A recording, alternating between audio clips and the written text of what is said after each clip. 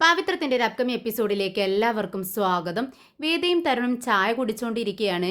കയ്യിലൊരു ഡ്രോയിങ് ബുക്കുമായി സുഡർ അങ്ങോട്ടേക്ക് വരുന്നുണ്ട്. താൻ വരച്ച ചിത്രം തരുണിനെ കാണിക്കുന്നുണ്ട്. ഈ ചിത്രം ആരുടേതാണെന്ന് തരുണിന് അറിയാമോ എന്ന് ചോദിക്കുകയാണ്.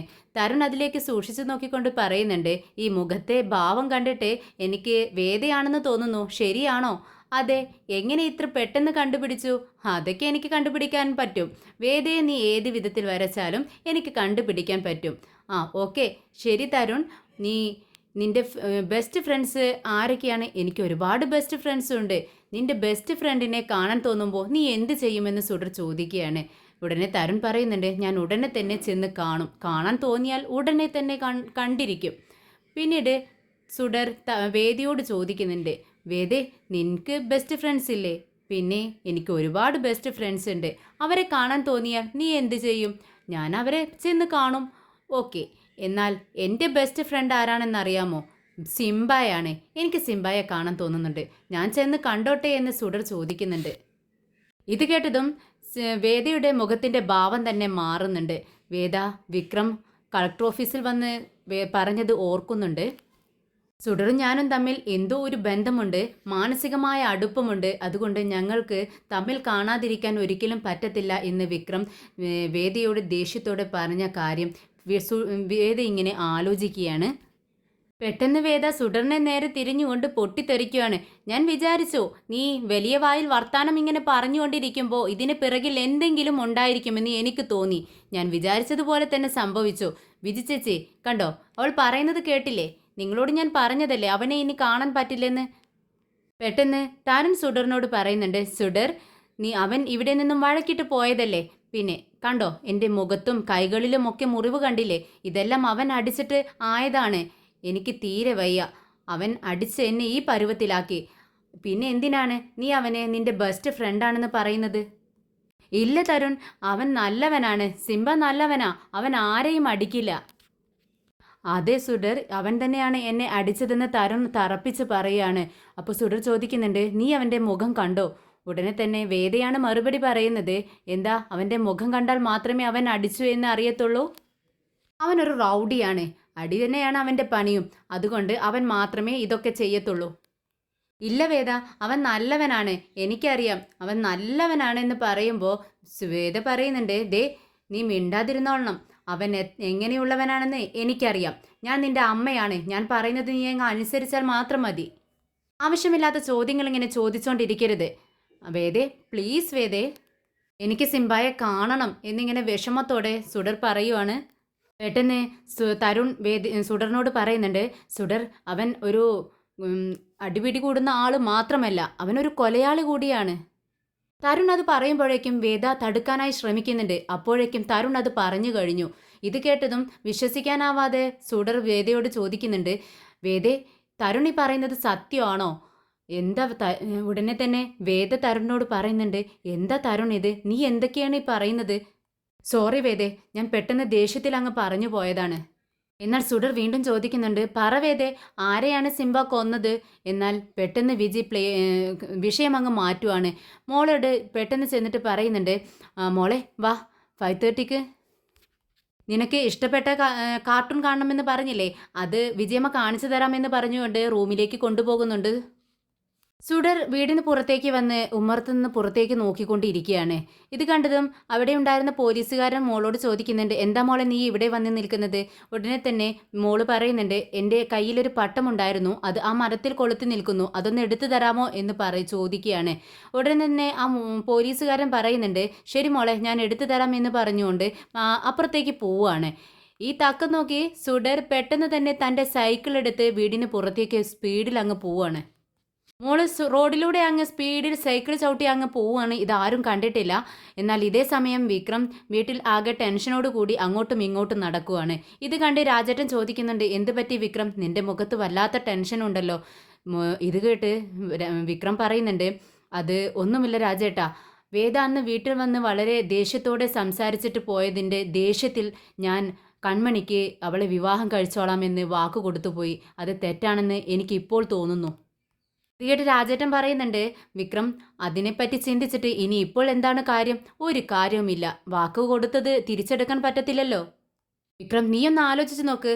ആ കൺമണി സുഡറിനെ കാണാൻ പാടില്ല, അങ്ങോട്ട് പോകരുത്, കളക്ടർ ഓഫീസിൽ പോകരുത് എന്നൊക്കെ പറഞ്ഞ് ഓരോ അധികാരത്തിൽ ഓരോ സംസാരിക്കുന്നത് കണ്ടില്ലേ?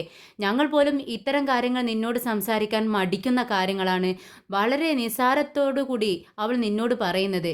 ഇത് കേട്ടതും വിക്രം പറയുന്നുണ്ട്, അത് തന്നെയാണ് രാജേട്ടാ ഞാനും ചിന്തിക്കുന്നത്. വളരെ ഇറുക്കപ്പെട്ട് വളരെ തെറ്റായ ഒരു തീരുമാനം ഞാൻ എടുത്തു എന്ന് എനിക്ക് തോന്നുന്നു. എന്നാൽ നീ വല്ലാതെ ആലോചിച്ച് നിൽക്കാതെ പെട്ടെന്ന് ചെന്ന് വിവാഹത്തിന് സമ്മതമല്ല എന്ന് പറയൂ വിക്രം. എന്നിട്ട് വേണം അവളുടെ അച്ഛൻ ചെന്ന് വല്ല കടുംകൈ ചെയ്യാൻ. ഞാൻ കാരണം അദ്ദേഹത്തിന് എന്തെങ്കിലും പറ്റിയാൽ പിന്നെ എൻ്റെ ജീവിതത്തിൽ വല്ല സമാധാനവും ഉണ്ടാവുമോ രാജേട്ടാ? പെട്ടെന്ന് അനിയൻകുട്ടൻ പറയുന്നുണ്ട്, വിക്രം വിക്രമേട്ടാ നിങ്ങൾ ആ കൺമണിയുടെ അടുത്ത് ചെന്ന് സംസാരിക്കേ, കാര്യങ്ങളെല്ലാം തുറന്നു പറ. ഇത് കേട്ടതും വിക്രം പറയുന്നുണ്ട്, ഏയ് അതൊന്നും നടക്കത്തില്ല. അവളിപ്പോൾ ഒരു മനോലോകത്താണ്, ഏതോ സ്വപ്നലോകത്താണ് അവൾ ജീവിച്ചിരിക്കുന്നത്. അതുകൊണ്ട് ഞാൻ പറയുന്നതൊന്നും അവൾക്ക് മനസ്സിലാവില്ല. ഉടനെ രാജേട്ടൻ പറയുന്നുണ്ട്, പിന്നെ നീ എന്ത് ചെയ്യാനാ പോകുന്നത്? ജീവിതകാലം മുഴുവൻ നീ ഈ ഒരു വിഷമത്തിൽ അവളോടൊപ്പം ജീവിക്കാൻ വേണ്ടി പോവുകയാണോ? ഞാൻ പറയുന്നത് കേൾക്ക് വിക്രം എന്ന് പറഞ്ഞുകൊണ്ട് രാജേട്ടൻ ടെറസിൽ നിന്നും താഴേക്ക് നോക്കുവാണ്. അപ്പോഴാണ് സുഡർ മോള് താഴെ സൈക്കിൾ ചവിട്ടി ചിരിച്ചുകൊണ്ട് വരുന്നത് കാണുന്നത്. വിക്രം നോക്ക് സുഡർ മോള് എന്ന് പറഞ്ഞതും വിക്രം പെട്ടെന്ന് ഓടി വന്ന് താഴേക്ക് നോക്കുവാണ്. അപ്പോഴാണ് സുഡർ സൈക്കിൾ ചവിട്ടി വരുന്നത് കാണുന്നത്. എല്ലാവരും താഴേക്ക് ഓടി പോകുന്നുണ്ട്. വിക്രം സുഡറിന്റെ അടുത്തേക്ക് ഓടി വരുന്നുണ്ട്. പെട്ടെന്ന് മോളോട് ചോദിക്കുന്നുണ്ട്, സുഡർ നീ എങ്ങനെയാണ് ഇവിടെ എത്തിയത്? സുഡർ ചിരിച്ചുകൊണ്ട് വിക്രമിനോട് പറയുന്നുണ്ട്, അത് എനിക്ക് നിന്റെ വീട്ടിലേക്ക് വരാനുള്ള വഴി അറിയാം. അമ്മയോട് പറഞ്ഞിട്ടാണോ വന്നത്? ഇല്ല, ആരും അറിയാതെ ഞാൻ പതുക്കെ സൈക്കിൾ എടുത്ത് പതുക്കെ ഇങ്ങോട്ടേക്ക് വന്നതാണ് സിംബ എന്ന് പറയുന്നുണ്ട് സുഡർ. സുഡറിനെ കണ്ടതും കൺമണി അപ്പുറത്ത് ദേഷ്യത്തോടെ നിൽക്കുക കേട്ടോ. മോളെ ഇങ്ങനെയൊന്നും ചെയ്യരുത്, തെറ്റാണ്. നിന്റെ വീട്ടിലുള്ള പോലീസുകാർ നീ വരുന്നത് കണ്ടില്ലേ എന്ന് ചോദിക്കുമ്പോൾ സുഡർ പറയുന്നുണ്ട്, അവർ കണ്ടു. ഞാൻ സൈക്കിൾ ഓടിക്കുകയാണെന്ന് വിചാരിച്ച് അവരങ്ങനെ നിന്നു. ഞാൻ ഇങ്ങോട്ടേക്ക് പോരുന്നത് അവർ കണ്ടിട്ടില്ല. ഇത് തെറ്റാ കേട്ടോ മോളെ. ആരും കാണാതെ ആരോടും പറയാതെ ഇങ്ങനെ പുറത്തേക്ക് ഇറങ്ങി വരാൻ പാടില്ല. നീ തെറ്റ് ചെയ്യരുത് മോളെ എന്ന് പറയുവാണ് വിക്രം. ഉടനെ തന്നെ സുഡർ പറയുന്നുണ്ട്, അല്ല സിംബ, എനിക്ക് ഒരു കാര്യം നിന്നോട് ചോദിക്കാനുണ്ട്. അതിനു വേണ്ടിയാണ് ഞാൻ നിന്റെ അടുത്തേക്ക് വന്നത്. നീ കൊലയാളിയാണോ സിംബ എന്ന് ചോദിക്കുമ്പോൾ വിക്രം ആകെ ഞെട്ടി നിൽക്കുവാണ്. ഇത് കേട്ടിട്ട് രാജേട്ടൻ പറയുന്നുണ്ട്, ദേ കണ്ടോ മോളെ എന്തൊക്കെ പറഞ്ഞിട്ടാണ് വിശ്വസിപ്പിച്ചു വെച്ചിരിക്കുന്നത്. മോളെ ഇത് നിന്നോട് ആരാണ് പറഞ്ഞത്? ഉടനെ സുഡർ പറയുന്നുണ്ട്, അത് തരുൺ പറഞ്ഞു. തരുൺ എന്നോട് പറഞ്ഞു സിംബ അവനെ അടിച്ചു എന്നും സിംബ ഒരു കൊലയാളിയാണെന്നും പറഞ്ഞു. അത് ശരിയാണോ സിംബ? നീ ഗുഡ് ബോയ് ആണോ അതോ ബാഡ് ബോയ് ആണോ? ഇത് കേട്ട് വിക്രം ചോദിക്കുന്നുണ്ട്, മോളെ ഞാൻ തരുണിനെ അടിച്ചു എന്ന് നീ വിശ്വസിക്കുന്നുണ്ടോ? ഇല്ല, എനിക്കറിയാം എന്റെ സിംബ അതൊന്നും ചെയ്യത്തില്ല. ആരെയും സിംബ അടിക്കത്തില്ല. എന്റെ സിംബ എനിക്ക് വിശ്വാസമാണെന്ന് ചിരിച്ചുകൊണ്ട് സുഡർ പറയുന്നുണ്ട്. നീ എന്നെ വിശ്വസിക്കുന്നു, പക്ഷേ നിന്റെ കൂടെയുള്ളവർക്കൊന്നും ഞാൻ പറയുന്നത് മനസ്സിലാവുന്നില്ലല്ലോ. എന്തായാലും ഓരോരുത്തരും ചെയ്യുന്ന കാര്യങ്ങളിലും അവരെ നോക്കുന്ന കണ്ണുകളിലുമാണ് അവരെ വിശ്വസിക്കുന്നത്. അവരുടെ നോട്ടത്തിലൂടെയാണ് ഒരാൾ തെറ്റോ ശരിയോ എന്ന് അവർ തീരുമാനിക്കുന്നത്. ഇതെല്ലാം കേട്ടപ്പോ മോൾക്കൊന്നും തന്നെ മനസ്സിലാവുന്നില്ല. മോള് പറയുന്നുണ്ട്, സിംബ നീ പറയുന്നതൊന്നും എനിക്ക് മനസ്സിലാവുന്നില്ല. ഇത് കേട്ട് വിക്രം പറയുന്നുണ്ട്, നിനക്ക് മനസ്സിലാവില്ല. ഇത് വലിയവർ പറയുന്ന കാര്യങ്ങളല്ലേ, അത് മക്കൾക്ക് മനസ്സിലാവില്ല. വാ, ഞാൻ നിന്നെ കൊണ്ടുചെന്ന് വീട്ടിലാക്കാം. ഇല്ല സിംബ, ഞാൻ വീട്ടിലേക്ക് പോവില്ല. ഞാൻ ഇവിടെയാണ് നിൽക്കുന്നത്. ഇത് കേട്ടതും വിക്രം പറയുന്നുണ്ട്, അത് പറ്റത്തില്ല മോളെ. ഇത് നിന്റെ വീടല്ലല്ലോ. ഇത് നിന്റെ വീടല്ലാത്തത് കൊണ്ട് നിനക്ക് ഇവിടെ നിൽക്കാൻ പറ്റില്ല. അതും ആരും കാണാതല്ലേ നീ ഇങ്ങോട്ടേക്ക് വന്നത്. നിന്നെ ഞാൻ പെട്ടെന്ന് തന്നെ വീട്ടിലെത്തിക്കാം. തനിയെ വരുന്ന സമയത്ത് നിനക്ക് എന്തെങ്കിലും സംഭവിച്ചിരുന്നെങ്കിൽ എന്ത് ചെയ്യും മോളെ എന്ന് ചോദിക്കുമ്പോൾ സുഡർ പറയുന്നുണ്ട്, എനിക്കൊന്നും സംഭവിക്കില്ല. എന്റെ കൂടെ നീ ഇല്ലേ, നീ എന്നോടൊപ്പം ഉള്ളിടത്തും കാലം എനിക്കൊന്നും തന്നെ സംഭവിക്കില്ല. ശരി വാ, പെട്ടെന്ന് നിന്നെ ഞാൻ ചെന്ന് വീട്ടിലെത്തിക്കാം എന്ന് വീണ്ടും വിക്രം പറയുമ്പോ മോള് പറയുന്നുണ്ട്, ഇല്ല, ഞാൻ വരില്ല. ഞാൻ കുറച്ചു നേരം നിന്നോടൊപ്പം കളിച്ചിട്ട് മാത്രമേ വരുന്നുള്ളൂ. എന്താ മോളെ ഇത്? അവിടെ നിന്നെ എല്ലാവരും തിരയുന്നുണ്ടാവും. ഇപ്പൊ കളിക്കാൻ വേണ്ടി നിന്ന നേരം സമയം ഒരുപാട് വഴുകും. അവരെല്ലാം പേടിക്കും നിന്നെ കാണാത്തത് കൊണ്ട്. ഇത് കേട്ട് രാജേട്ടൻ പറയുന്നുണ്ട്, ശരി വിക്രം, മോള് വല്ലാതെ ആശിച്ചതല്ലേ, മോളോടൊപ്പം കുറച്ചു നേരം കളിക്ക്, എന്നിട്ട് മോളെ കൊണ്ട് വീട്ടിലെത്തിക്കാം എന്ന് പറയുവാണ്. ഉടനെ തന്നെ സുഡർ പറയുന്നുണ്ട്, എന്ത് കളിയാണ് കളിക്കുക? നമുക്ക് കണ്ണുപൊത്തി കളിക്കാം എന്ന് പറയുന്നു. അങ്ങനെ കണ്ണുപൊത്തി കളിക്കുകയാണ് അനിയൻകുട്ടന്റെ കണ്ണ് ഒരു ടവൽ വെച്ച് കെട്ടുന്നുണ്ട്. എല്ലാവരും ഒളിക്കുന്നു. അങ്ങനെ എല്ലാവരും വളരെ സന്തോഷത്തോടു കൂടി കളിച്ചുകൊണ്ടിരിക്കുകയാണ്. എന്നാൽ ഇതെല്ലാം കണ്ട് വളരെ ദേഷ്യത്തോടെ കൺമണി ബാൽക്കണിയിലേക്ക് പോവാണ്. എന്നിട്ട് ചിന്തിക്കുന്നുണ്ട്, ഇത് എത്ര വലിയ സന്തോഷമാണ് അവർക്ക്. ഇത് അങ്ങനെ വിട്ടാൽ പറ്റത്തില്ല. ഇത് എത്രയും പെട്ടെന്ന് അവസാനിപ്പിക്കണം. എത്രയും പെട്ടെന്ന് തന്നെ ഈ വിവരം വേദിയെ അറിയിക്കണം. പക്ഷേ ഞാൻ നേരിട്ട് അറിയിക്കാൻ പറ്റത്തില്ല. ഞാൻ കോൾ ചെയ്താൽ വേദിക്ക് സൗണ്ട് മനസ്സിലാവും. അപ്പോൾ എന്താ ചെയ്യാന്ന് ഇങ്ങനെ കൺമണി ചിന്തിക്കുകയാണ്. പെട്ടെന്ന് അവൾക്കൊരു ഐഡിയ തോന്നുവാണ്. വോയിസ് ചേഞ്ചർ ഡൗൺലോഡ് ചെയ്ത് അങ്ങനെ ആ ആപ്പ് വഴി അങ്ങനെ വിളിക്കാമെന്ന് തോന്നുന്നു. അങ്ങനെ വേദിക്ക് വിളിക്കുകയാണ് Kanmani. Voice change recorder change record ചെയ്തത് കൊണ്ട് തന്നെ കൺമണി സംസാരിക്കുന്നതെല്ലാം ഒരു പുരുഷന്റെ സൗണ്ടിലൂടെയാണ് വേദിക്ക് കേൾക്കുന്നത്. വേദിയോട് ചോദിക്കുന്നുണ്ട് കൺമണി, നിങ്ങളുടെ മകളെ നിങ്ങൾക്ക് ആവശ്യമില്ലേ എന്ന് ചോദിക്കുന്നു. ഉടനെ തന്നെ വേദി പറയുന്നുണ്ട്, നിങ്ങൾ ആരാണ് സംസാരിക്കുന്നത്, എന്തിനാണ് എൻ്റെ മകളെക്കുറിച്ച് സംസാരിക്കുന്നത് എന്നൊക്കെ ചോദിക്കുന്നതിനിടയിൽ കൺമണി പറയുന്നുണ്ട്, നിങ്ങളുടെ മകൾ നിങ്ങളുടെ വീട്ടിലുണ്ടോ എന്ന് ചെക്ക് ചെയ്യൂ എന്ന് പറഞ്ഞ് ഫോൺ അങ്ങ് കട്ട് ചെയ്യുകയാണ്. വേദ പെട്ടെന്ന് തന്നെ വിജിയോട് മോൾ എവിടെ എന്ന് ചോദിക്കുന്നു. മോളല്ലേ പുറത്ത് കളിച്ചിരുന്നത് എന്ന് പറയുവാണ് വിജി. പെട്ടെന്ന് വേദ പുറത്തേക്ക് ഓടുന്നുണ്ട്. പോലീസുകാരോട് മോൾ എവിടെ എന്ന് ചോദിക്കുമ്പോൾ അവർ പറയുന്നു, മോൾ അകത്തില്ലേ, പുറത്തെവിടെയും ഞങ്ങൾ കണ്ടില്ല എന്ന് പറയുകയാണ്. അങ്ങനെ തരുൺ അങ്ങോട്ടേക്ക് വരുന്നുണ്ട്. എന്താണെന്ന് ചോദിക്കുകയാണ്. മോളെ കാണുന്നില്ല എന്ന് പറയുന്നു. എല്ലാവരും വളരെ ടെൻഷൻ ആവുന്നു. പെട്ടെന്ന് വേദ തന്റെ ഫോൺ എടുത്ത് കപിലിന് കോൾ ചെയ്യുന്നു. കപിലൻ മോളെ കാണുന്നില്ല എന്ന് പറയുന്നു. നീ എന്താ വേദ ഈ പറയുന്നത്? അതേ കപിലൻ, മോളെ പുറത്ത് കളിച്ചുകൊണ്ടിരിക്കുകയാണെന്ന് വിചാരിച്ചു, പക്ഷെ മോളെ കാണുന്നില്ല. എനിക്കൊരു കോള് വന്നു, നിങ്ങളുടെ മകൾ നിങ്ങളുടെ വീട്ടിലുണ്ടോ എന്ന് ചെക്ക് ചെയ്യാൻ വേണ്ടി പറഞ്ഞു. അന്നേരം ഞാൻ നോക്കുന്ന സമയത്തെ മോളെ കാണാതിരിക്കുന്ന വിവരം അറിഞ്ഞത്. എത്രയും പെട്ടെന്ന് എന്തെങ്കിലും ചെയ്യണം കപിലൻ എന്ന് പറയുകയാണ്. ഉടനെ തന്നെ കപിലൻ, ഞാൻ അങ്ങോട്ടേക്ക് പെട്ടെന്ന് വരാം, നീ പേടിക്കാതിരിക്കു വേദ എന്ന് പറയുന്നുണ്ട്. ഒരു പോലീസുകാരൻ പെട്ടെന്ന് അകത്തേക്ക് വന്നിട്ട് വേദിയോട് പറയുന്നുണ്ട്, മാഡം ഞങ്ങൾ പുറത്തെല്ലാം ചെക്ക് ചെയ്തു, മോള് അവിടെ എവിടെയും ഇല്ല. ഉടനെ തരുൺ പറയുന്നുണ്ട്, നമ്മൾ ഇത്രയും പേര് ഇവിടെ ഉണ്ടാവുന്ന സമയത്ത് പെട്ടെന്ന് മോളെ കാണാതാവണമെങ്കിൽ ആരായിരിക്കും? ഒന്ന് ചിന്തിച്ചുകൊണ്ട് തരുൺ പറയുന്നുണ്ട്, അത് വിക്രം ആയിരിക്കുമോ? കളിയെല്ലാം കഴിഞ്ഞ് സുഡർ ഞാൻ പോട്ടെ എന്ന് പറയുകയാണ്. ഉടനെ വിക്രം പറയുന്നുണ്ട്, നീ തനിച്ചു പോവാനോ? അതൊന്നും പറ്റത്തില്ല, എന്തോ ഭാഗ്യം കൊണ്ടാണ് നീ ഇവിടെ എത്തിച്ചേർന്നത്. ഇനി അതുപോലെ തനിച്ച് വീട്ടിലേക്ക് പോകാമെന്ന് വിചാരിക്കണ്ട, ഞാൻ നിന്നെ കൊണ്ടു ചെന്ന് വിടാം. ഉടനെ സുഡർ പറയുന്നുണ്ട്, ഏയ് അത് വേണ്ട, പുറത്തേക്ക് നോക്ക് സിംബ, ഒരു വാഹനം പോലും ഇല്ല, തനിയെ സൈക്കിൾ ചവിട്ടി പോവാൻ എന്ത് രസമാണെന്ന് അറിയാമോ, ഞാൻ അങ്ങനെ പോക്കോളാം.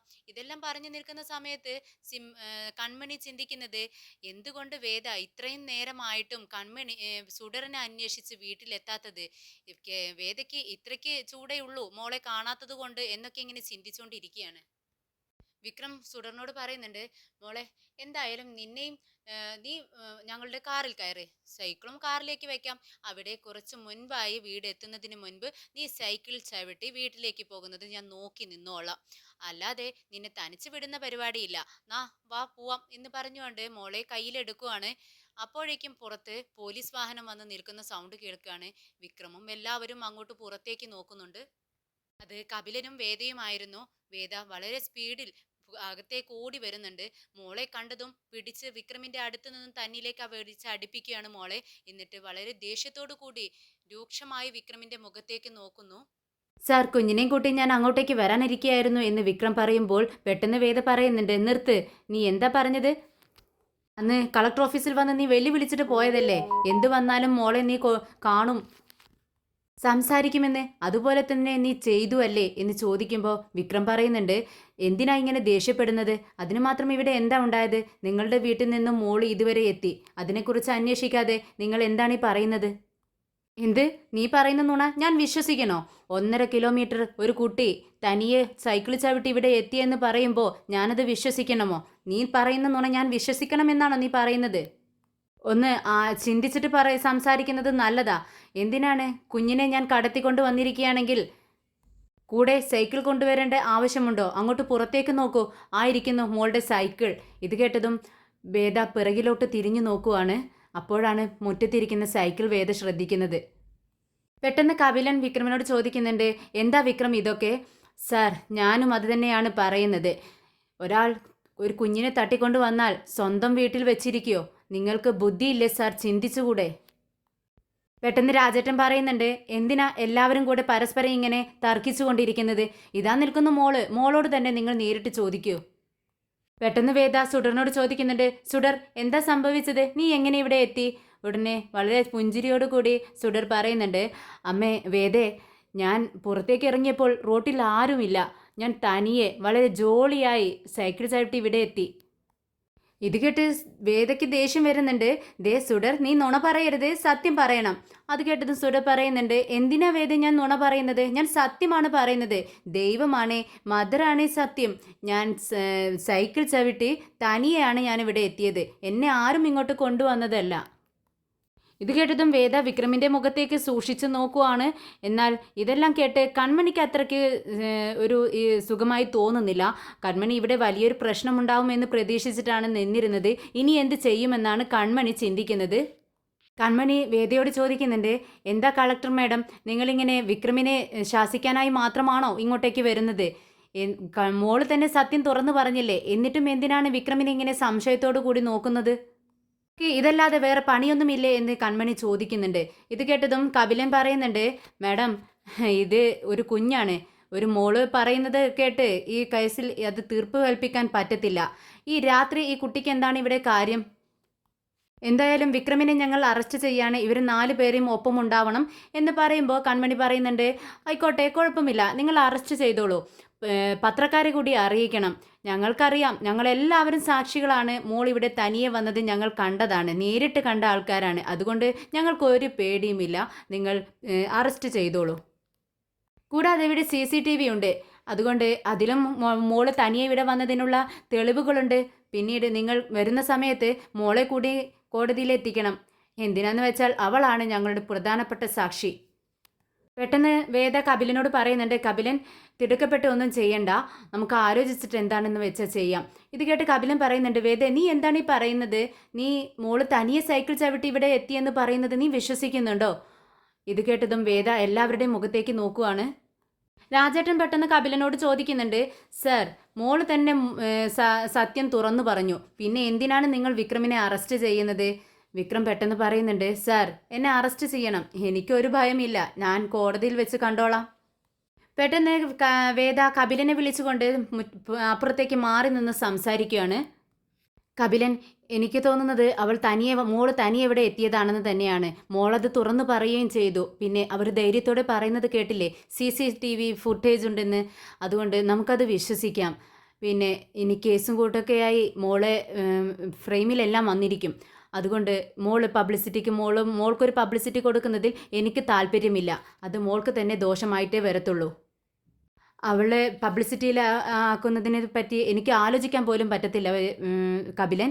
അതുകൊണ്ട് നമുക്ക് ഈ കേസ് അങ്ങ് വിട്ടേക്കാം. എന്തായാലും കേസും കൂട്ടമായി നമുക്കൊന്നും ചെയ്യേണ്ട ആവശ്യമില്ല. ഇത് ഇങ്ങനെ അങ്ങ് പോട്ടെ, എന്താ ചെയ്യാമെന്ന് നമുക്ക് ആലോചിക്കാം. എന്തായാലും വേദയുടെ ടെൻഷൻ കണ്ട് കപിലൻ പറയുന്നുണ്ട്, എനിക്ക് മനസ്സിലാവുന്നുണ്ട് നിൻ്റെ ടെൻഷൻ എന്താണെന്ന്.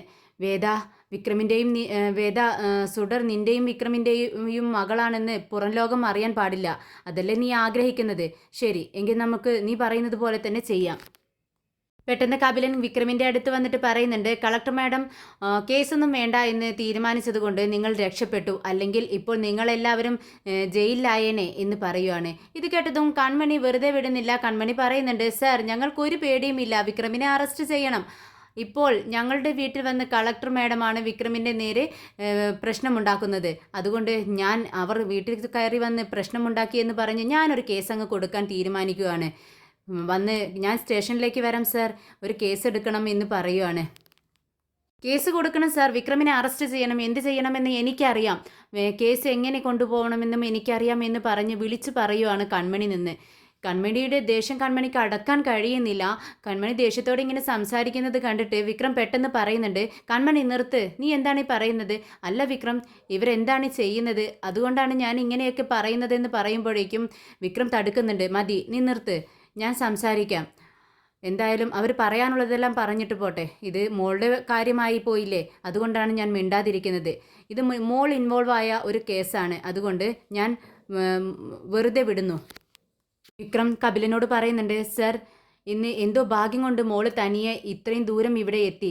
ഇനി എപ്പോഴും അങ്ങനെ ഉണ്ടാവണമെന്നില്ല. അതുകൊണ്ട് മോളെ നിങ്ങൾ ഭദ്രമായി നോക്കണം. മോളുടെ രക്ഷിതാക്കളോട് ഇത്രയ്ക്ക് കെയർലെസ് ആയിരിക്കരുത് എന്ന് പറയണം നിങ്ങൾ.